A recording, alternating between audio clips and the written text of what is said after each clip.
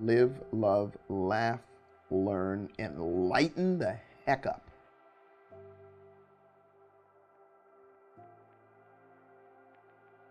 And what that means is you're on this planet to live. You're not here to, and live doesn't mean sitting down watching television, or as I call it, the electronic income reducer.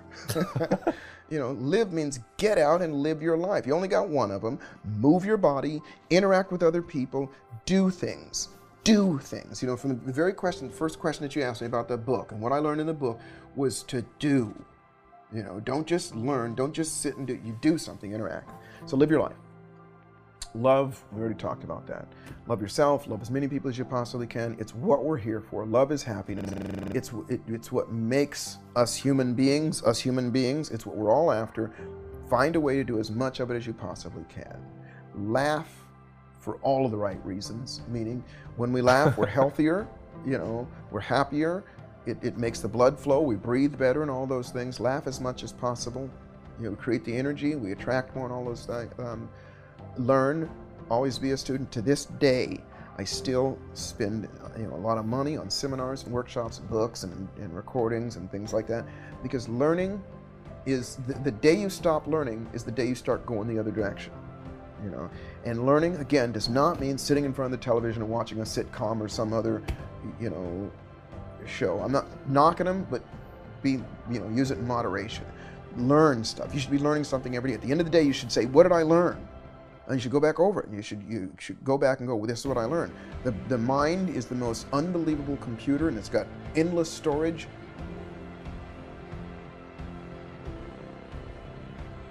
Well, first off, I think it's just the opposite. I think if you poll, and I have polled, and most of my friends and people that I know that are successful or have accomplished a lot have gone through a lot of struggles, and oftentimes come through times that were insurmountable, if you will. And there are several books that are written about it. I remember reading one not too long ago, forgive me, I don't remember the title, but it was about the amount of people who became successful as a result of having been fired from a job. And at the time they thought it was the bottom. And for myself, I grew up in middle class, I had a great family, great parents and everything, but when I was 18 years old, 3 grown men tried to take my life because of the color of my skin. And it robbed me of my confidence and my self-esteem and my self-worth.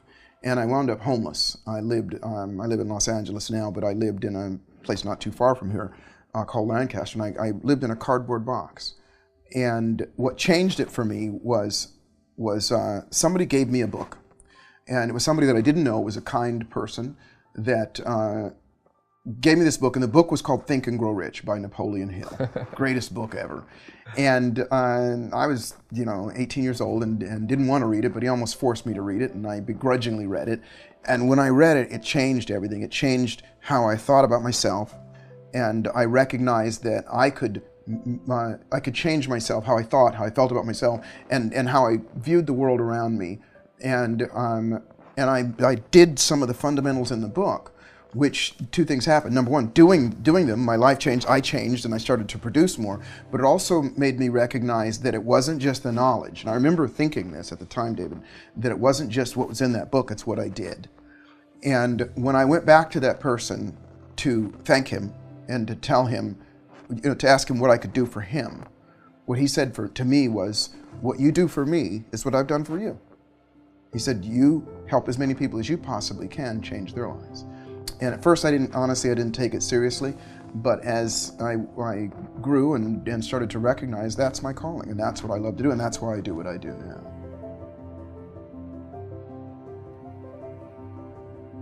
As a matter of fact, I was in survival mode, so I just wanted to have a roof over my head and have a girlfriend, and have some fundamentals. And but my dream back then was I wanted to be a musician. I wanted to be a professional musician. I wanted to make records. I wanted to do all that stuff. And so that I got a job. I started working. I started doing things, and that was what I pursued for many, many years. And using those principles, made my way into the music world and started doing that first.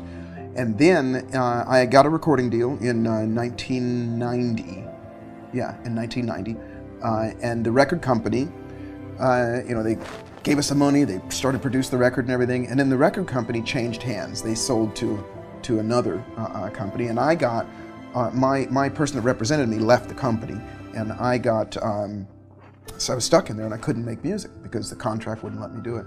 So that's when I decided, well, I've got to do something else, and that's when I started doing what I do now. Because all along I had been working with a couple of my mentors, as you know, Tony Robbins, and teaching a little bit and learning a lot. And I just started doing this and wrote my first book, and that became very successful. And then just what was your first book? My first book was called Unlimited Power of Our Choice. Yeah, and it was a bestseller back in '96.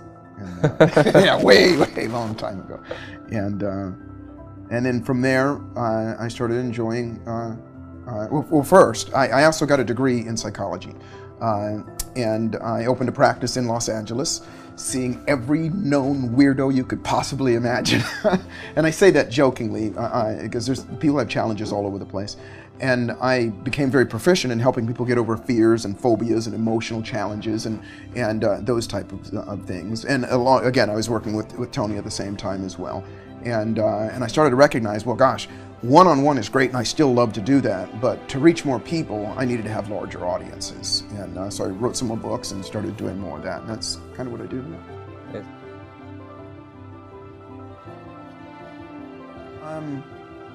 That's a great question. If I was to be honest with you, and I hope this doesn't sound too noble, it's because I care. It's because I care. I do have technique, and I think that's important, but I think what's more important is to care about your audience. We are just now, I'm creating a speaker's performance school, if you will, to teach people to teach people to speak and to present and that type of thing, and teach some of the techniques that are not out there. And I've had some great mentors that have taught me and that I've learned from and observed. But I think the answer to your question is because I really do. I love people and I care about my audience, and that makes the biggest difference. That with the technique makes the biggest difference. Again, I've had lots of mentors. And some of my mentors were not even speakers. Some of my mentors were humorous people. I really like David Letterman. I like Eddie Murphy. But I also like Martin Luther King, and one of my mentors, Anthony Robbins, and several other speakers around. And I think, to answer your question, who I became is a conglomeration of who I brought to the table, meaning all my years of being a musician and who I believe I am, as well as some of the traits that I borrowed from other people. But I think probably, again, I have to go back to, I've got to look at, there are specific things. I always tell people when I'm speaking, because I like to give everything away. I don't want there to be any secrets, and I'll tell people, watch what I do, watch what I say, everything that I do from the time that I start to the time that I finish has a reason and a purpose, and you can see it, and I'll share it with you. And when people watch it, because that's what I did, I watched, and I had people teach me, but then all the way back to Think and Grow Rich, it's what you do, it's what you practice, it's what you rehearse that'll produce yourself.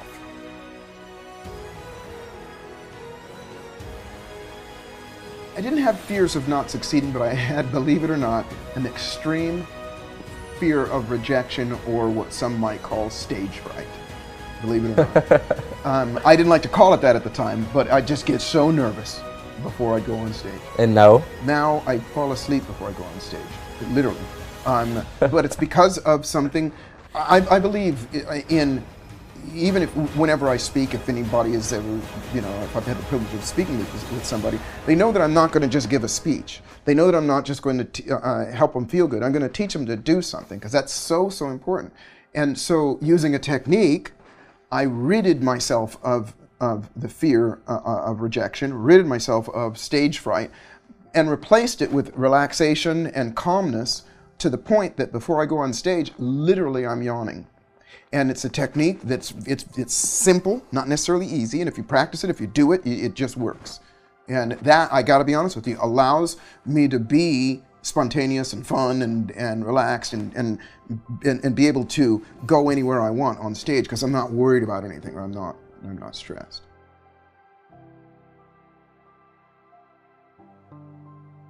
Again, I keep going back to this. I have a system, and I have a format or an outline that that I can prepare in minutes, if not seconds. This happens to me sometimes. I'll go somewhere, and I'll be in the audience of somewhere, and somebody will go, "Hey, Joseph is here. Joseph, come up here and say a few words." And from the time that I leave the seat to the time that I hit the podium, I can put together what I'm going to say, because I have a system to do that. But the long answer to your question, in terms of preparing, there is a before, during, and after of any presentation. I don't like to look at it as a speech, because speech is just that, you're just talking. I believe that a presentation, you're going to connect with your audience through caring, through love, through and then you're going to also deliver content, but then you're going to touch them in an emotional place that makes them not just want to do something, but thrive on going and doing something, because that's where the change is made. It's not just listening. So I put all my components, I put a beginning to the presentation, a middle, and then an ending all together. I have a little outline that I go through, and I put it all in there, and then that way I don't have to rely on a script. I don't have to rely on a preset thing, and they're all different. It makes it fun for me, and it gets to be spontaneous. So, but then way before all of that, first off, that is what I do at home, or before I go on, as I'm manufacturing the presentation. But before I go on stage, there are things that I say to myself, and there are certain ways that I move my body, and that I feel, and then I just relax, you know. And because of what I said before, that I worked on myself to be able to be calm, that kicks in automatically. I don't have to make myself that way, it kicks in automatically. And then I prepare myself, say a few things, and rock and roll.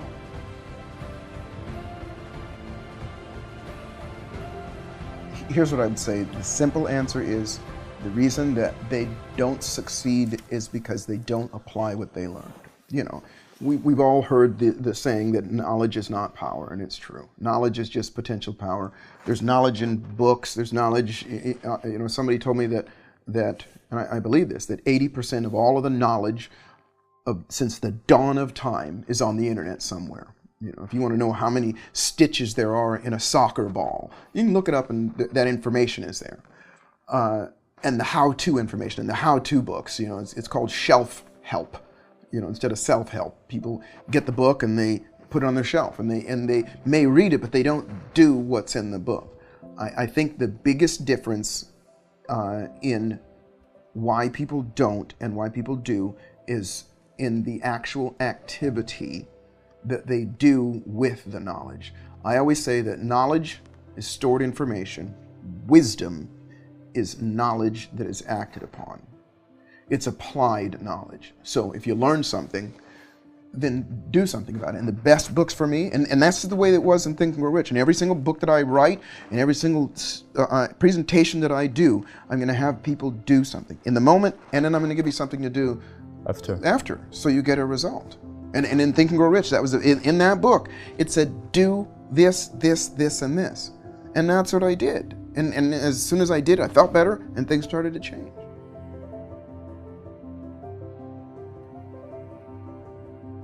If that's what the instruction is, you see, it's called discipline.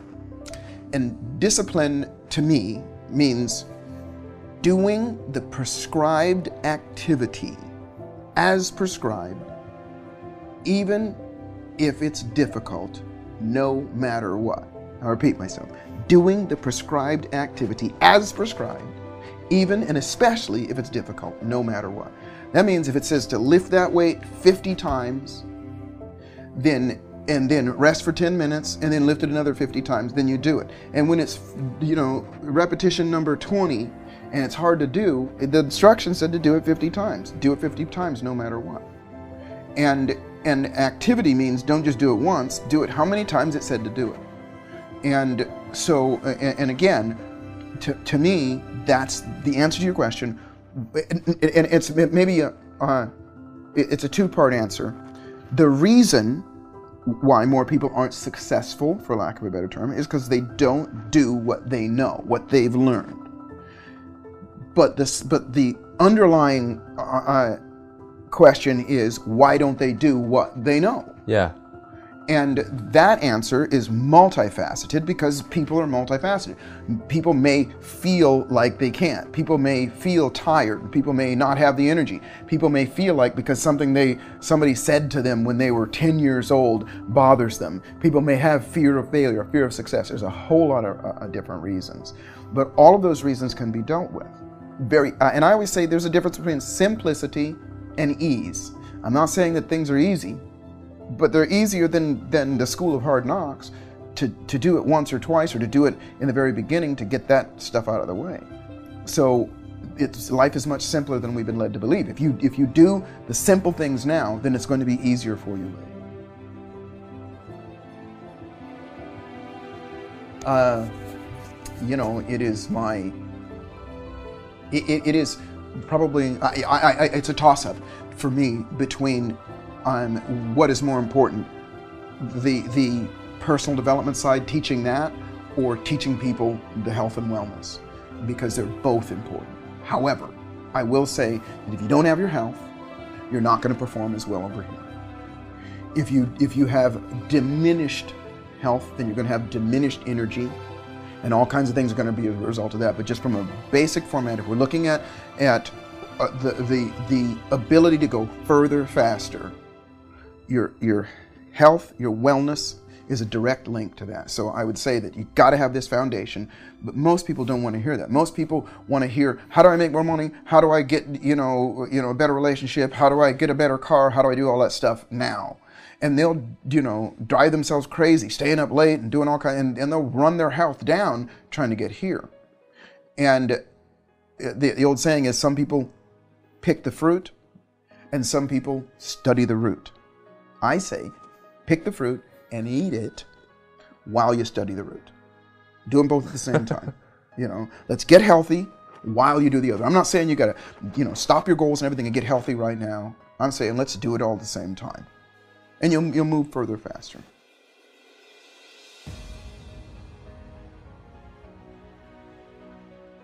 Well, there are exceptions to the rule. However, there are no exceptions in the end. And I'll give you an example. Bill Gates. He was for many, many years, I remember hearing about him that he lived on junk food and all that stuff, and his health suffered. In the end, it took his life. And I know a lot of people, and I'm not saying that, and as I said, there are exceptions. There are people that can smoke cigarettes into their hundreds and never get sick, but the majority, the vast, vast majority of people are not going to be able to do that. And my belief is that what we need to do is to take a look at how we cause ourselves to function at our optimum. If you got a Ferrari, you don't put water in the gas tank. You put the best gasoline you possibly can in. Why? Because that car was designed to run on the best gasoline. This body that we have is designed to run on the best food. And you can put other food into it, and it's still going to run, but it's not going to run as well. And so I think that in this day and age, it's absurd for people to go, well, wait a minute, I'll just eat junk food and expect the best. It's absurd. And it's logical to say that I can eat junk food or not eat so well and not take care of myself and I can still succeed. Yes, you can do that, but it's going to be harder.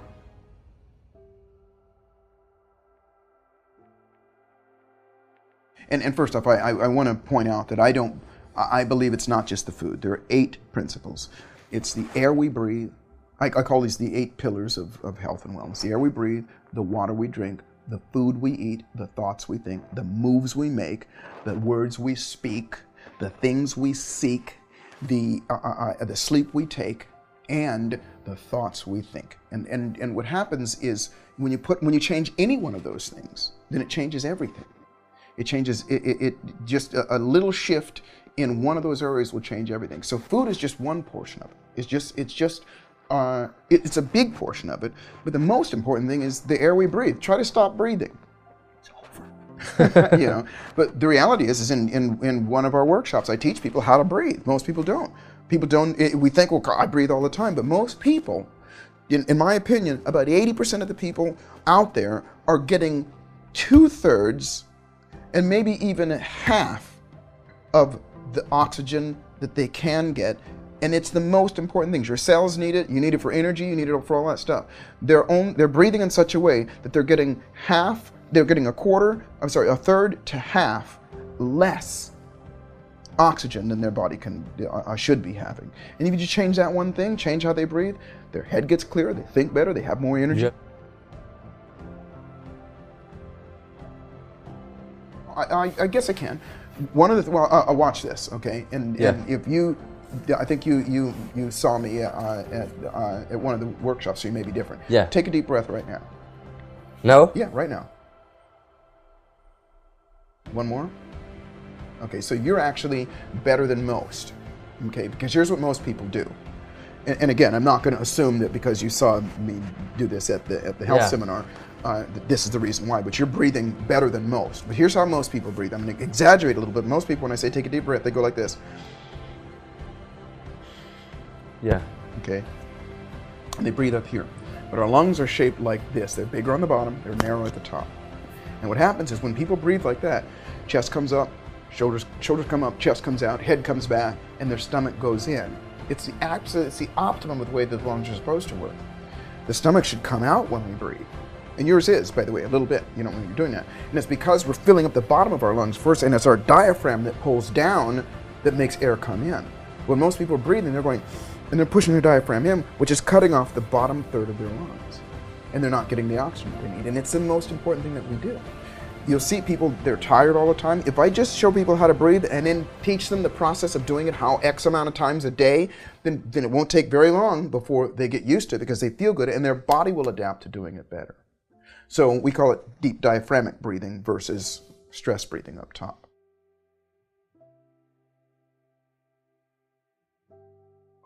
Breathe in, a simple way of saying it is breathe into your stomach. People just go, well, it's not where my stomach is, but yeah, but if I don't breathe air into it, but if you allow yourself to do it, then your stomach has to come out because it displaces your intestine and your guts and all that stuff for your diaphragm to come down. That's the way we're supposed to. Watch a baby sleep or watch any human being sleep. When we lay down, that's the way our Creator made us so that when we're laying prone, when we're laying out, we have to breathe that way. And that's the most creative time. That's a time that our body is rejuvenating itself and all those things. The exercise I have people do is to breathe a certain way. I always tell people, get your cell phone, and every time it goes off, stop and take 10 deep diaphragmic breaths. Do it and reset it for another hour, and then do it again. Then pretty soon you'll find yourself breathing that way normally. But you got to do it. It becomes unconscious habit. Anything that's repeated is going to become a habit.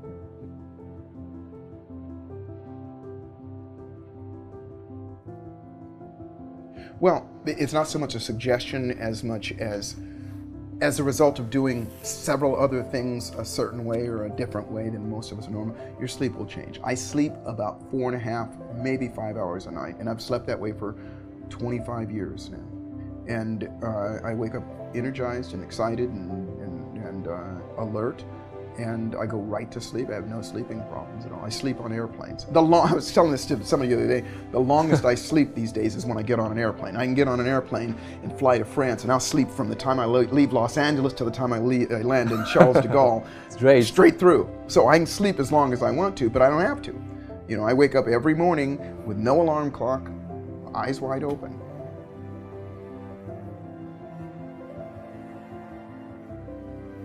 Quick answer is, first, it's always three things. Number one, know what you want. That's the number one thing. And I'll give you an example. People come to me I've done this for many, many years, help people get over fears and phobias and that kind of thing. And traditionally, I'll ask somebody, well, what do you want? And they'll go, I don't want to be afraid of dogs anymore. And I'll say, okay, well, what do you want? And they go, I'm afraid of dogs, and I don't want to be afraid of dogs anymore. And I'll go, okay, well, great, what do you want? And they go, I want to lose my fear of dogs. And I'll go, okay, well, great, what do you want? And they'll go, I'm telling you. And I'll go, no, you're telling me what you don't want.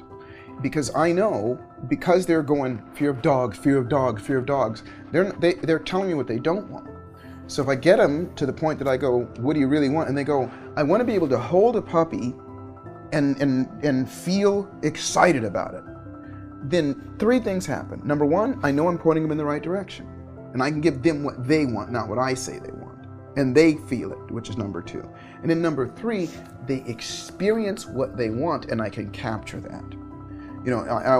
It's not a joke. I always tell people, if you got a fear of dogs, guess what's going to be in my office when you come there?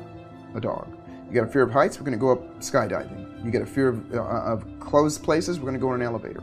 And the reason being is because I need to, I practice something called the neurosciences. And versus taking your time and stretching it out through time, people, and you know, I've worked with a lot of people who've been in front of other therapists and been with other therapists for years and years and years and haven't gotten the result. So number one, help them figure out what they want. Number two, help them figure out what it is that stops them. And it's not the dog. If they say it's a fear of dogs, it's not. It's the thought of the dog. It's not the dog. Because those people are horrified when there's no dogs around. They spend their lives, and I'm just using dogs as an example, sheltering themselves and keeping themselves away from dogs. So is it the fear of dogs? Or is it the dog? No, it's the thought of the dog. And as soon as I can get people to recognize it's themselves that are doing it to them, not the dog, then that's step number two. Help figure out what's stopping them.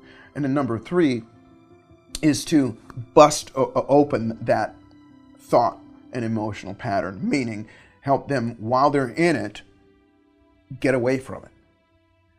We call it a pattern interrupt. Because if I interrupt somebody when they're doing anything, they're no longer where they were. You know, if I go, right now you and I are talking and an explosion happens over there, guess what? Our focus is over there, but we're not in this conversation. But that's a very valuable moment, because while we're going, what's going on over here? We're very curious, we're open. And so, which is the fourth step, is that to put into that place what they want. So to take from the very beginning and to put it in there. I'm giving you the broad strokes, put that in that place. And then the next step is to condition it and do it over and over again to make it so that that is the place that the nervous system defaults to. And do it over and over again, condition it till pretty soon they're no longer it. If somebody comes in and they got a fear of dogs, and in less than an hour's time, they're going to be holding a puppy. 1,000 different ways, you know. I mean, I'm. You have an example, for example. Yeah, I'll throw a glass of water in somebody's face, or yell at them, or you know, have somebody else walk in, or set off I used to have this thing, still have it, that is it's a can of air with a horn on it that's sitting underneath my desk, and all I have to do is push that, and all of a sudden that's going to interrupt the pattern. Anything, I'll jump up, I'll grab them, shake them around. I mean, I'm spontaneous. I'll do anything. Well, the easy answer is to have them experience what they experienced in the very beginning. In other words, when I help them figure out what it is that they want, and they go, oh, I want to hold a puppy, then in that moment they're already there. So we can do it through anchoring. You can do it through repetition. You can, most of the time I'll use an anchoring process, which is to bring them right back to that place. And just to literally go, okay, calm down right now, and what do you really want? And they'll go. And then we'll do it again, we'll do it again. I mean, again, there's so much more to it, and I'm certainly not doing justice by saying, you know, you just do these certain things. There's quite a bit more to it, but...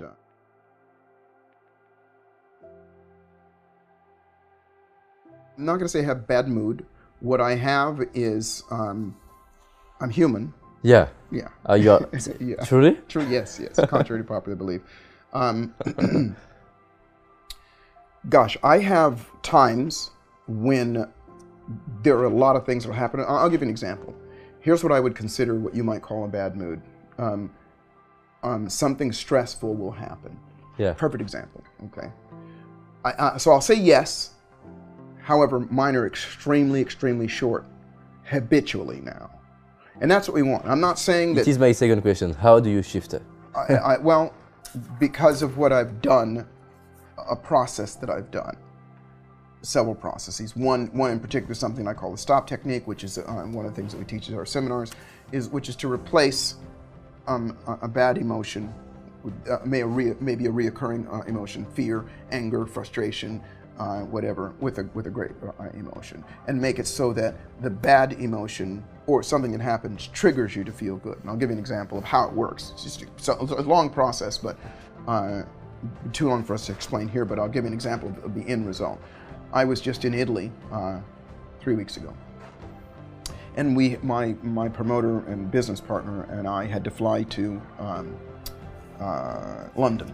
Yeah. And so the car picked us up at the hotel in Italy, drove us an hour and a half to the airport, got out of the car, went through security, went to go through passport check, and I realized I didn't have my phone.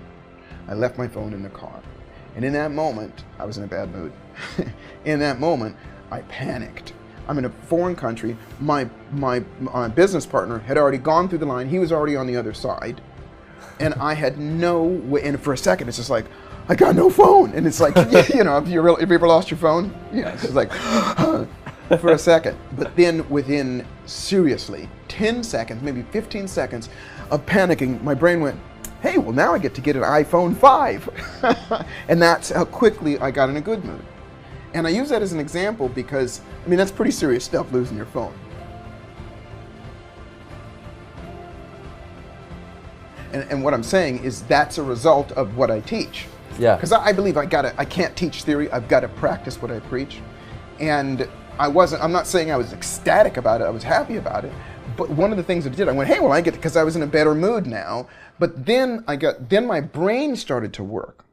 And instead of worrying about it and my brain started going, okay, well, what do I do? And so I went into the lounge and I sent an email to my business partner. I know he looks at his emails on his phone, and he called the taxi company, and they were too far gone, so they found that he got the phone, and then they overnighted it to us to the next destination. So not only did I feel better, but you know, I got to think clearer, and I don't have that worry and that stress. Great. It's one of the things that we teach at one of our workshops called the A Factor, which is what I call emotional mechanics, which is a way to manage your own emotions. Manage meaning to predetermine what your response is. And a response is different than a reaction. A reaction is no thought. Response is you think about it, you know, even if it's for a second. So predetermine what your response is going to be to anything that happens. So therefore, when bad things happen, or unfortunate things happen, or things happen that are undesirable, you know what your response is going to be. Like I said, on stage, for me, for most people, they go, you got to go in front of, you know, 10,000 people. Most people go, oh no. For me, it's just like, cool. And I literally I feel it right now. I literally get calmed down because I've conditioned myself to be that way. And it's a very simple tool.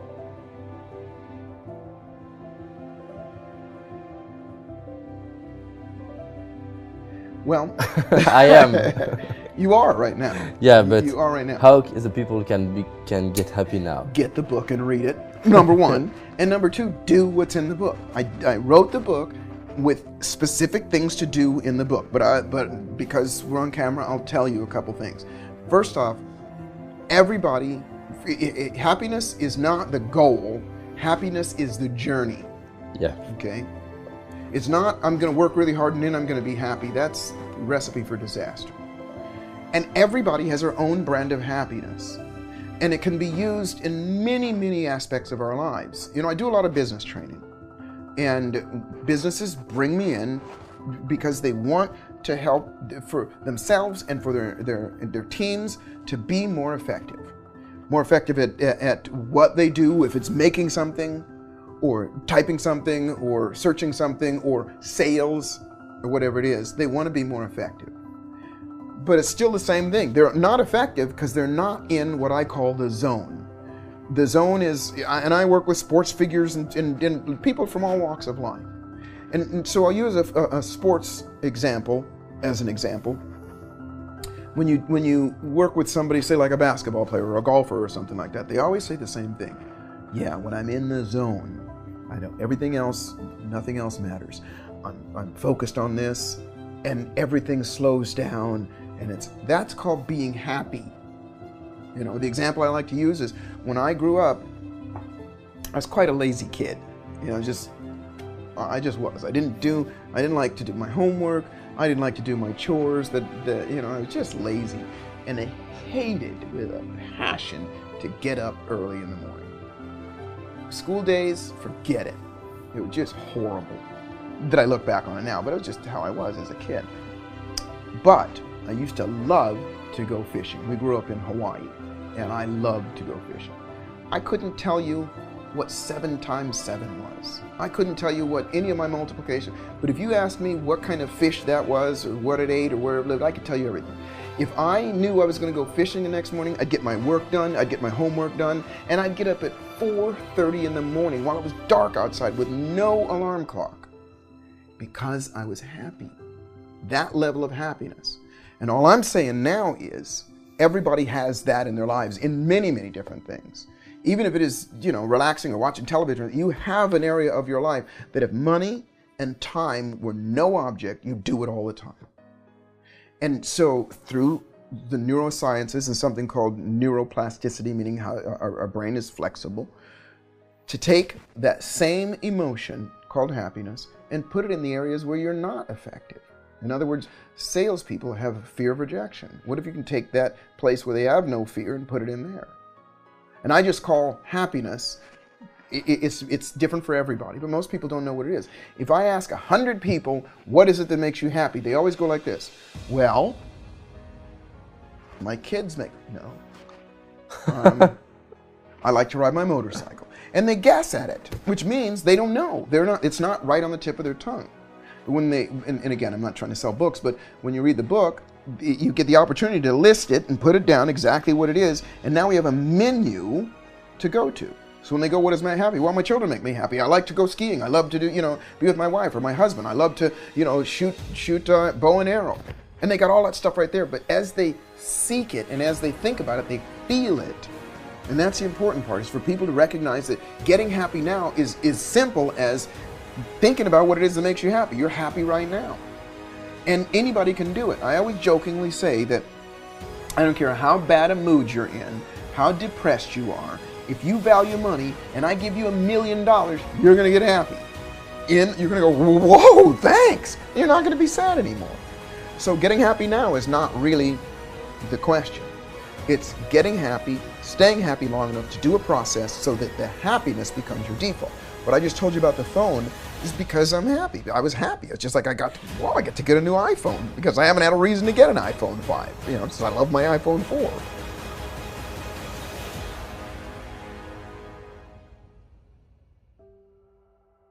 Here's the reason. I'm going to tell you why, and then I'm going to tell you what to do.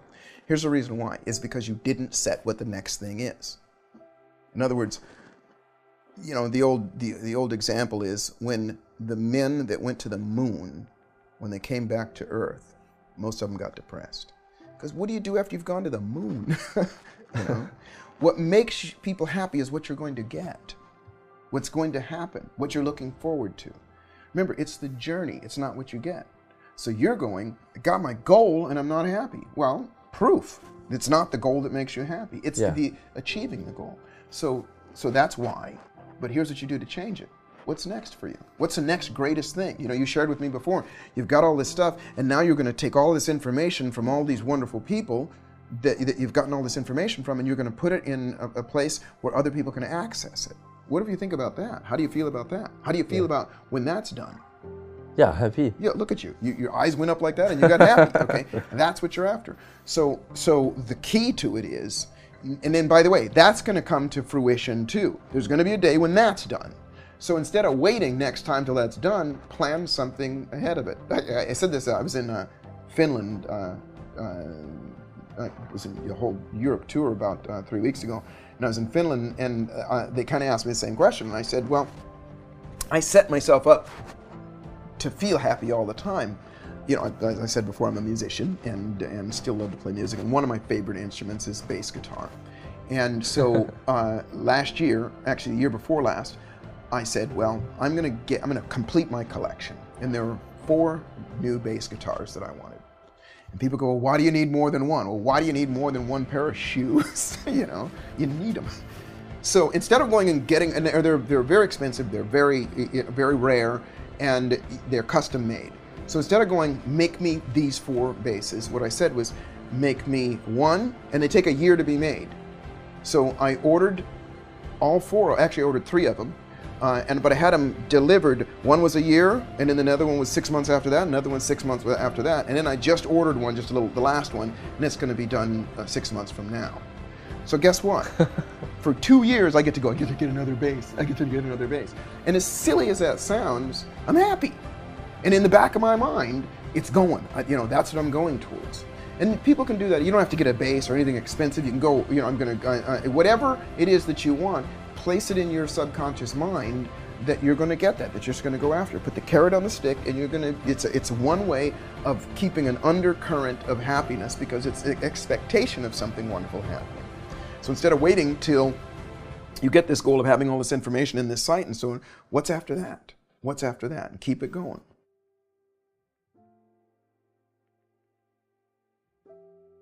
Life lessons. I have these simple rules, if you will. I shouldn't say they're rules. They're kind of... I've got lots of life lessons. Yeah, I think so. Yeah, like don't pull into a dark parking lot at night, no matter what, when there's 3 ugly guys ready to kick your butt. I mean, it was a life lesson. I guess maybe I'll answer your question this way. I'll say I have some very, very basic life advice, and they are: live, love, laugh, learn, and lighten the heck up. And what that means is you're on this planet to live. You're not here to... And live doesn't mean sitting down watching television, or as I call it, the electronic income reducer. Live means get out and live your life. You only got one of them. Move your body, interact with other people, do things. Do things. From the very first question that you asked me about the book, and what I learned in the book was to do.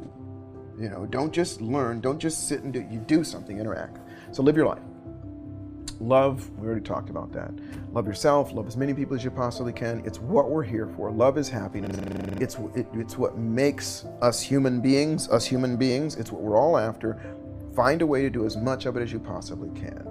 Laugh for all of the right reasons, meaning when we laugh, we're healthier, we're happier.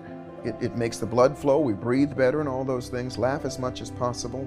We create the energy, we attract more, and all those things. Learn, always be a student. To this day, I still spend a lot of money on seminars and workshops and books and recordings and things like that, because learning is the day you stop learning is the day you start going the other direction. And learning, again, does not mean sitting in front of the television and watching a sitcom or some other show. I'm not knocking them, but use it in moderation. Learn stuff. You should be learning something every day. At the end of the day, you should say, what did I learn? And you should go back over it. You should go back and go, well, this is what I learned. The mind is the most unbelievable computer, and it's got endless storage. And when you look at people that are, I study now people that are in their hundreds, and I met somebody who was 107 years old, sharp as a tack. And I asked, what makes you so sharp, as opposed to, I see 60, 70-year-old people who are just, they're done, they're going through it. And he goes, they always say the same thing, because I learn, because I'm always growing, because I'm always curious. So learn. And the last thing is lighten up. Don't take everything so serious. It's just like, I said this, I was doing another interview a few weeks ago, and they said, well, what do you have to say about all this violence that's going on and everything? And I said, well, first off, what did we expect? We have spoon-fed 3 generations of children violence in video games and videos and movies and so on and so forth, and we've taught them that the most important thing is to care about only yourself and all those things, and so this is the result. But that's the result of all of that, but it doesn't have to stay that way. And what I mean by that is it's honestly time for people to go and just relax. It's going to be okay. I guarantee you, whoever's watching this right now, I promise you, the sun is going to come up tomorrow. Well, if you're in the UK, you might not see it, but it's going to be up there. But it's, lighten up. It's going to be okay. Whenever you're most stressed, stop and take a deep breath and just say to yourself, it's all going to be okay. It's going to be okay. And lighten up. Don't have to take things so seriously. Yeah. Live, love, laugh, learn, and lighten up.